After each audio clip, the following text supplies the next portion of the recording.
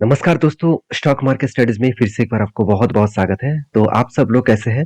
तो आज मैं फिर से आपके सामने कुछ इंपॉर्टेंट कंपनी के डिटेल्स डेटा आप शेयर करूँगा, जहाँ पे आपको कुछ टेक्निकली चार्ट पैटर्न भी देखने को मिलेगा और टेक्निकली चार्ट पैटर्न बहुत अलग लेवल का बन रहा है, जहाँ पे मुझे लगता है कुछ टाइम के बाद एक अच्छा खासा जर्नी हो सकता है और मुझे कुछ दोस्तों ने कमेंट्स भी किए कुछ कंपनीज के ऊपर, वो भी मैं इस वीडियो के अंदर चर्चा करूँगा।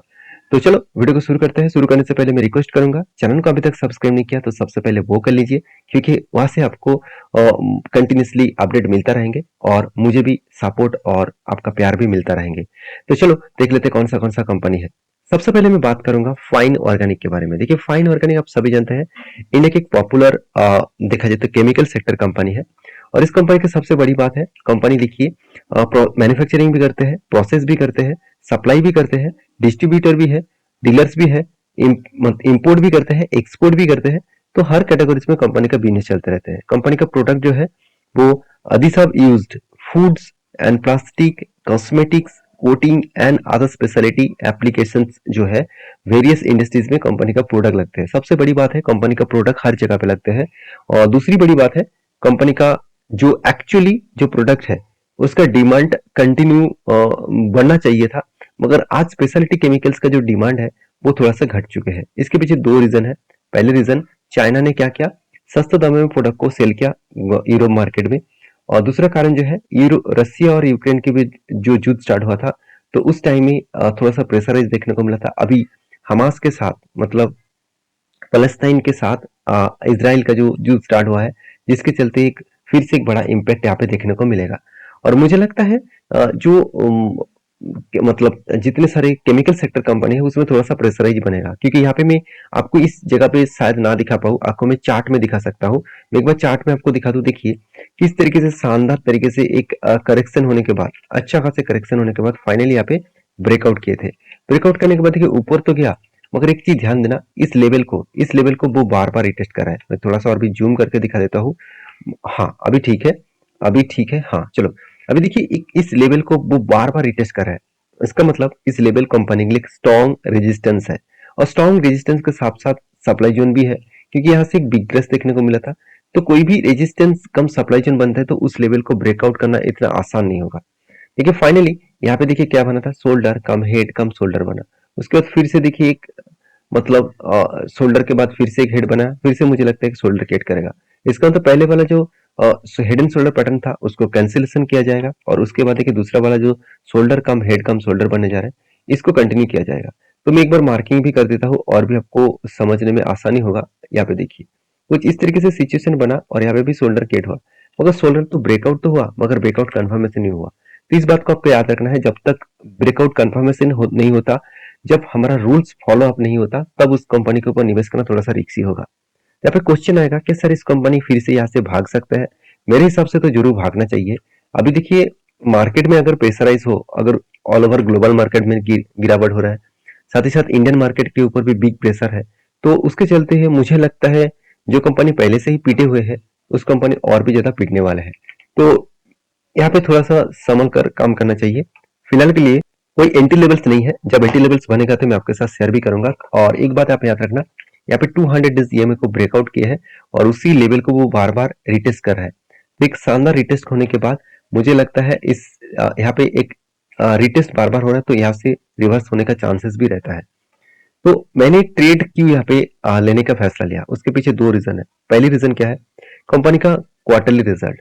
देखिए कंपनी का क्वार्टरली रिजल्ट में आप देखेंगे तो कंपनी का सेल्स कम हुआ।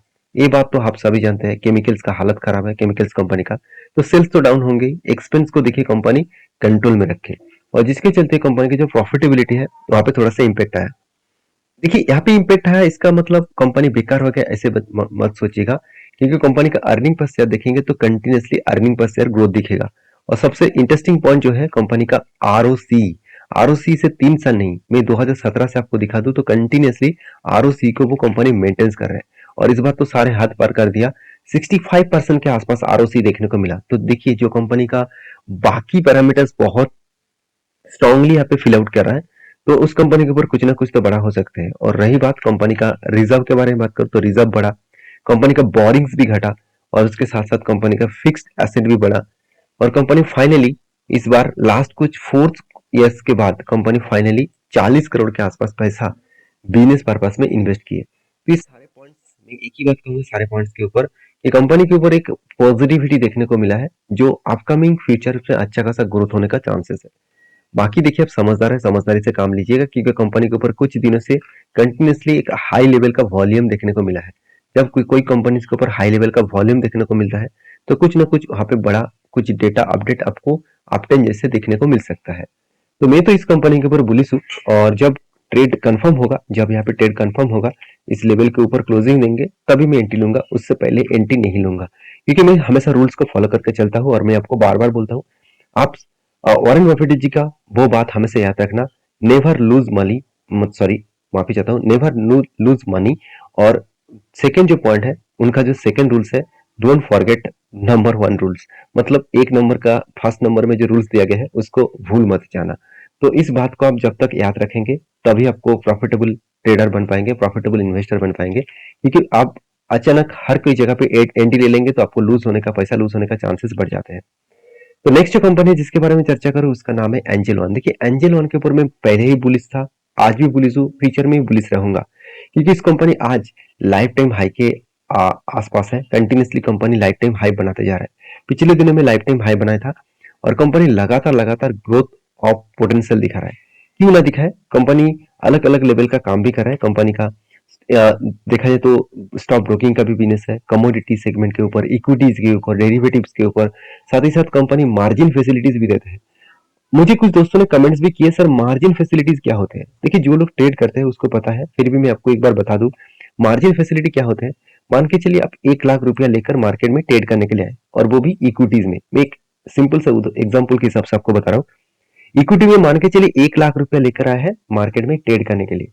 अभी इंटरेस्टिंग पॉइंट क्या है, मैं आपको बता दूं कि 1 लाख तो वो लेके आए, और वो ट्रेड करना चाहते हैं 4 लाख के ऊपर।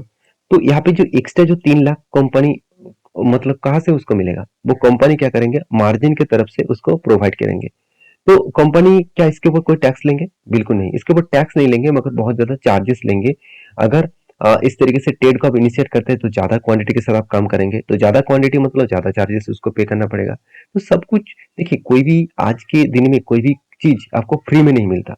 आप कहेंगे सर आप तो वीडियो बना रहे हैं फ्री में, देखिए फ्री में मुझे कुछ नहीं मिला है। मैं आपको वीडियो बना रहा हूँ, हमें जरूर कहूंगा, मैं सिर्फ नहीं, हर कोई यूट्यूबर यही कहेंगे कि उस वो आपको फ्री में सब कुछ कंटेंट दे रहा है। फ्री में कुछ भी नहीं, उसके लिए यूट्यूब खुद को उसको पेमेंट कर रहा है। तो मतलब एक एडवर्टाइजमेंट की एक परसेंटेज उसके साथ शेयर कर रहा है। तो मैं जरूर कहूंगा कि आप भी मेहनत करिए, और मेहनत का फल आपको मिलेगा। और इस तरीके से जो बिजनेस मॉडल्स है, इस मॉडल्स को आपको चेकआउट करके काम करना पड़ेगा। देखिए, हाँ, एक बात सही है, यूट्यूब में जो कंटेंट मिल रहा है उसको आपको ब्लाइंडली फॉलो अप करना नहीं है, उसको आपको देखकर स्टडी करना है, उसके ऊपर रिसर्च करना है, उसके बाद काम करना है। तो मैं एंजल वन के ऊपर बुलिश इसीलिए हूँ, क्योंकि कंपनी का और भी कुछ प्रोडक्ट है, जैसे डिपॉजिट सर्विसेज, और साथ ही साथ डिस्ट्रीब्यूशन जो है म्यूचुअल फंड्स के ऊपर, साथ ही साथ एनबीएफसी के ऊपर भी काम कर रहा है, और कंपनी इंश्योरेंस के ऊपर भी बिजनेस स्टार्ट करने के लिए फैसला भी लिया है, जो मैं पिछले वीडियो में आपको बताया था। तो सारे कारण की वजह से एंजल वन के ऊपर ग्रोथ होने का चांसेस बहुत ज्यादा बढ़ जाए, मतलब बढ़ता हुआ देखने को मिले। और कंपनी का डेप्थ भी है, ऐसे नहीं कि कंपनी का डेप्थ नहीं है। अभी डेप्थ किस लिए लिया गया बहुत समझना जरूरी है। देखिए, बीच में कंपनी का कर्जा कम हो गया था, फिर से इस बार कर्जा ज्यादा हो गया। क्यों? क्योंकि उसके पीछे एक रीजन है, कंपनी का long term borrowing. Company long term में जो प्रोजेक्ट लेके आ रहा है, इंश्योरेंस के ऊपर, साथ ही साथ कुछ फाइनेंस के ऊपर, तो उस प्रोजेक्ट को कंप्लीट करने के लिए कंपनी के हाथ में पैसा होना जरूरी है। क्योंकि कंपनी का जो ट्रेड मिला, टारगेट मिला, वो देखिए करीबन 300 करोड़ के आसपास है। और कंपनी इस प्रोजेक्ट को कंप्लीट करने के लिए बहुत ज्यादा एफर्ट जरूर डालेंगे, तो जिसके लिए कंपनी क्या क्या कर्जा उठा लिया। अभी कंपनी का प्रॉफिटेबिलिटी के बारे में बात करें, तो कंपनी सितंबर का क्वार्टर का रिजल्ट पब्लिश कर चुके हैं। करीबन 1000 करोड़ के आसपास कंपनी का सेल्स ग्रोथ हुआ, आज तक की हाईएस्ट सेल्स है। किसी भी क्वार्टर को किसी भी क्वार्टर्स में आपको 1000 करोड़ के ऊपर सेल्स देखने को नहीं मिलेगा। एक्सपेंस भी कंपनी कंट्रोल करके रखे हैं, और कंपनी का प्रॉफिट मार्जिन भी कुछ इस तरीके से देखने को मिला।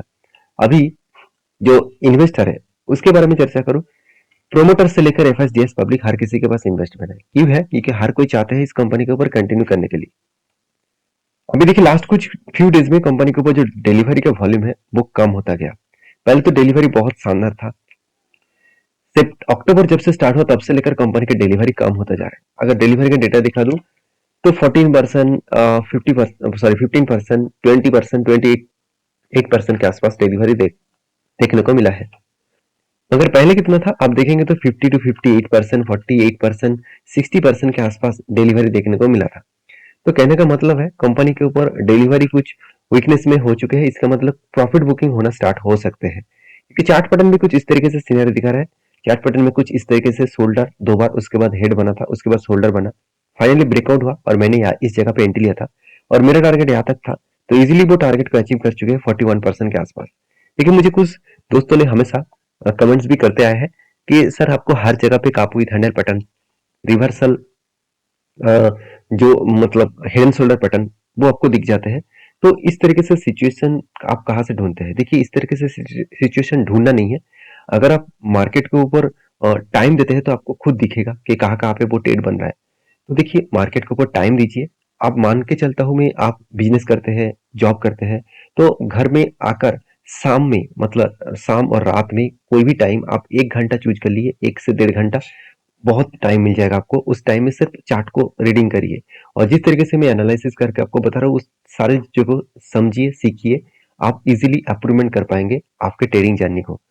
तो नेक्स्ट जो कंपनी है जिसके बारे में चर्चा करूँ उसका नाम है LTMINT। देखिए LTMINT इंडिया की एक पॉपुलर कंपनी बन चुके हैं। इंडिया के टॉप 4 रैंकिंग में खुद का नाम देखने को मिलेगा, सॉरी टॉप 5 में खुद का नाम देखने को मिलेगा। LTI और माइंटी दोनों एक साथ मार्च किया गया 2022 में। उसके बाद दोनों कंपनी का जो सिलसिला है वो कुछ इस तरीके से देखने को मिला। देखिए कंपनी के जो सेल्स का एक्सपेक्टेशन था, वो सेल्स का एक्सपेक्टेशन उतना ज्यादा नहीं हुआ जितना होना चाहिए था। सेल्स तो हो रहा है, धीरे धीरे करके कंपनी आगे बढ़ रहा है। कंपनी का प्रॉफिट मार्जिन में देखिए, ऑपरेटिंग प्रॉफिट मार्जिन में ही आपको सब कुछ दिखेगा। आपको लग रहा है कि सर सेल्स तो बहुत अच्छा है, बहुत अच्छा शानदार हुआ। हाँ, आपकी बात सही है, मगर एक्सपेंस कंट्रोल करने के बाद कंपनी का प्रॉफिटेबिलिटी भी देखिए कम हो चुके हैं। इस प्रॉफिटेबिलिटी कम होने के कारण कंपनी का जो ऑपरेटिंग प्रॉफिट मार्जिन है, यहाँ पे बिग करेक्शन देखने को मिला। 20% से 18% होने का मतलब मार्जिन में एक बहुत बड़ा इम्पैक्ट आया और इसी इम्पैक्ट के चलते हुए मुझे लगता है कंपनी के ऊपर एक प्रेशराइज बनता हुआ देखने को मिला है, क्योंकि लास्ट कुछ फ्यू डेज में कंपनी के ऊपर कुछ वॉल्यूम डाउन साइड देखने को मिला। ट्रेडिंग ज्यादा ज्यादा हो रहा है मगर डिलीवरी जो क्वांटिटी उठाना चाहिए था उतना क्वांटिटी उठ नहीं रहा। इसका मतलब डिलीवरी में वीकनेस देखने को मिला। देखिए 32-35% के आसपास डिलीवरी देखने को मिला है। तो मेरे हिसाब से यहाँ पे थोड़ा सा चेंजिंग देखने को मिल सकता है। थोड़ा सा सिचुएशन के वाइज आपको इस तरीके से चेंजिंग देखने को मिलेगा। तो अभी एलटी माइंड के ऊपर क्या राय है? देखिए मैं जरूर कहूंगा इस कंपनी के ऊपर आप कोई छोटे मोटे कंपनी मत समझ लेना। कंपनी बड़े कंपनी और अच्छा खासा रिटर्न देने का कैपेबिलिटी रखते हैं। तो इसलिए देखिए इंस्टीट्यूशन भी इस कंपनी के ऊपर कंटिन्यू कर रहा है। कोई भी एक परसेंट भी माल नहीं बेचा, सब कोई हर कोई कंटिन्यू कर रहा है इस कंपनी के ऊपर। और रही बात कंपनी का प्रॉफिट एंड लॉस में, आप एक चीज ध्यान देना, कंपनी के जो प्रॉफिट रिटर्न मार्जिन है, तो कंपनी सीएजीआर के परसेंटेज के हिसाब से 5 साल में 26% के आसपास रिटर्न दिया, 3 साल में 21%, 1 साल में 14% रिटर्न दिया। और सेल्स ग्रोथ देखिए, प्रॉफिट ग्रोथ देखिए और रिटर्न ऑफ इक्विटी देखिए, सब कुछ आपको बेस्ट तरीके से लेवल में दिखेगा। तो ये सब कुछ कहने का मतलब यही है कि कंपनी के ऊपर जो ग्रोथ है वो ग्रोथ धीरे धीरे करके आगे बढ़ रहा है, धीरे धीरे करके एक अलग लेवल में कंपनी को रिप्रेजेंट देखने को मिला है। अभी इस कंपनी के चार्ट पैटर्न के बारे में बात करूं तो मैंने आपको पिछले दिनों में मेंशन किया था कि एक अलग लेवल का जर्नी देखने को मिल सकता है। देखिए कफ विथ हैंडल पैटर्न्स बनने के बाद, फाइनली क्वार्टरली रिजल्ट आने के बाद कंपनी ने एक बहुत बड़ा जर्नी देखने को मिला, एक मैसिव जंप देखने को मिला। मैं आपको बहुत बार बोल चुका हूँ, ये लेवल जो है एक स्ट्रांगली यहाँ पे एक सपोर्ट बनेगा और सपोर्ट भी बना। उसके बाद देखिए किस तरीके से जर्नी स्टार्ट हुआ। तो मुझे लगता है थोड़ा सा टाइम लग सकता है, क्योंकि मार्केट का सिनेरियो कुछ उतना क्लियर नहीं हो रहा है, क्योंकि मार्केट अभी भी प्रेशराइज में है, ऑल ओवर ग्लोबल मार्केट भी प्रेशराइज में है, जिसके चलते थोड़ा सा टाइम लग सकता है। और अगर इस लेवल तक टारगेट बने तो मुझे 21% के आसपास टारगेट मिल सकता है। तो आपकी क्या राय है इस कंपनी के ऊपर जरूर कमेंट्स करके बताना। और कंपनी डिविडेंड भी अनाउंसमेंट कर चुके हैं। कंपनी 20 रुपये करके डिविडेंड देने वाला है और वो भी 27 अक्टूबर को। तो इस डेट को याद रखना, आप डिविडेंड पाना चाहते हैं तो नेक्स्ट जो कंपनी जिसके बारे में चर्चा करूं उसका नाम है श्री वेंकटेश रिफाइनरी लिमिटेड। तो श्री वेंकटेश रिफाइनरी लिमिटेड जो है वो एक एडिबल ऑयल बेचने वाला और एडिबल ऑयल मैन्युफैक्चरिंग कंपनी है, जिसके ऊपर एक बड़ा धमाका देखने को मिला है लास्ट कुछ फ्यू मंथ्स में। और जिसके चलते कंपनी ने एक बहुत बड़ा अनाउंसमेंट भी कर दिया, वो है बोनस का। हर एक शेयर के बदले कंपनी एक शेयर बोनस के हिसाब से देने वाले हैं और वो भी कब देंगे? 27 तारीख को। अक्टूबर 27 तारीख को देने वाले हैं, तो उसके 1-2 दिन पहले ही आपको शेयर को खरीदारी करना होगा, तभी आपको बोनस मिलेगा। तो आई होप वीडियो में आपको सारी जानकारी मिल चुके हैं।